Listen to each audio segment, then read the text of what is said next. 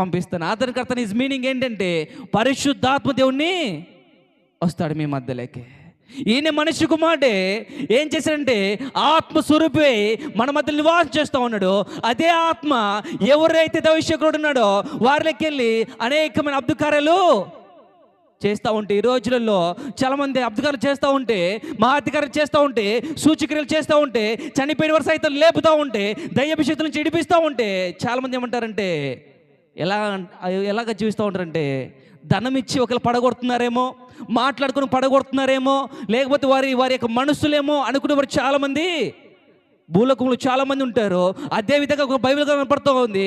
యేసు ప్రభు చెప్తా ఉన్నాడు, నా కుమారుని పాపములు క్షమించబడ్డాయంటే శాస్త్రులు వాక్యం చదివినవారే, పరిసయ్యులు దేవునికి సువార్త విన్నవారే, ధర్మశాస్త్రం గురించి బాగా తెలుసుకున్నవారే ఏం చేస్తున్నారంటే ఈయన ఇలాగా చెప్పగలుగుతున్నాడు ఈ మాటలు. ఎలాగా?